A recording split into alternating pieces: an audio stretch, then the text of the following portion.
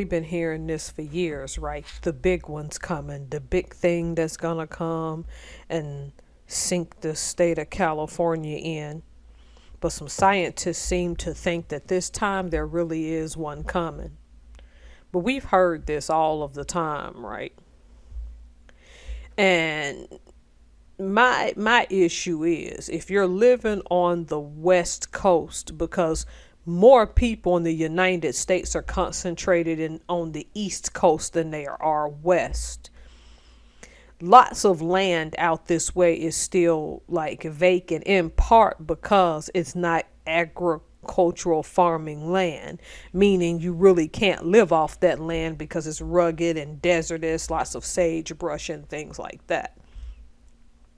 And Cali got some of those areas.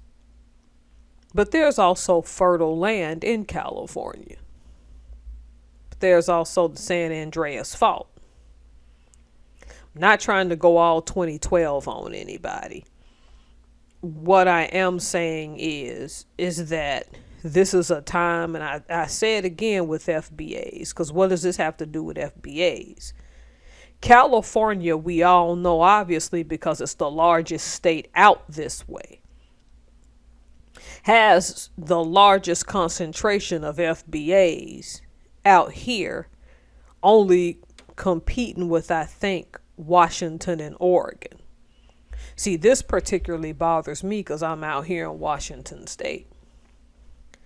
See, I get paid tomorrow. See, I recorded this on the 10th, but I don't know of April 2024, but I don't know when I'm going to actually post this video.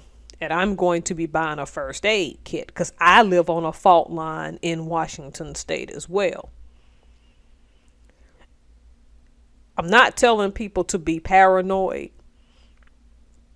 I just think that there's something to be said about natural disaster and preparation, because it's better to be prepared for these things, whether they're going to happen or not, than to have no preparedness at all.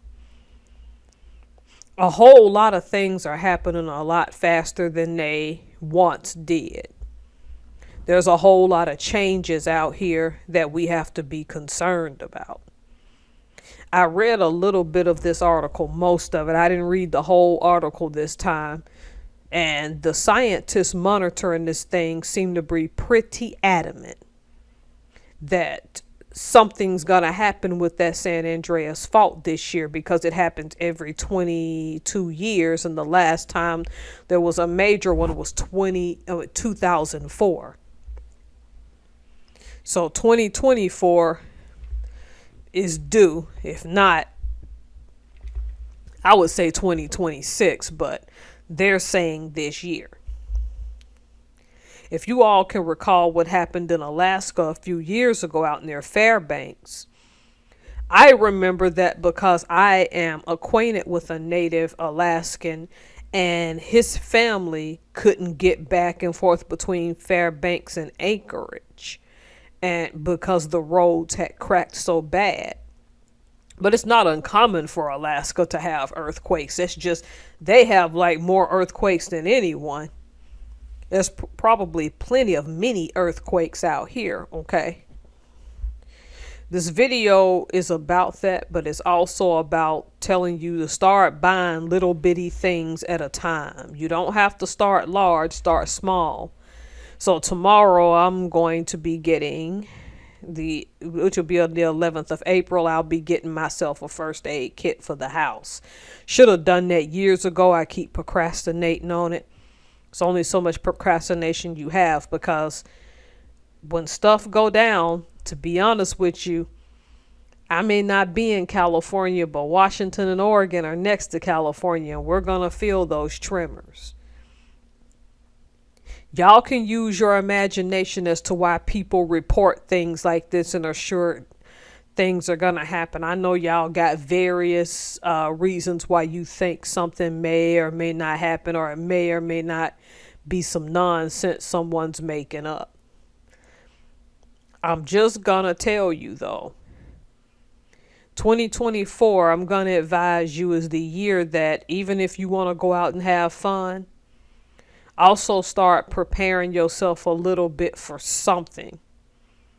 because this hasn't been a good year for food prices. It hasn't been a good year for natural disasters. It hasn't been a good year for health care. It hasn't been a good year for gas prices. I just suspect things are going to get worse, and this earthquake is indicative of it. Get prepared, get a plan, and it's better to be prepared for the worst than the best. Not because you're being paranoid, it's because you're being self aware.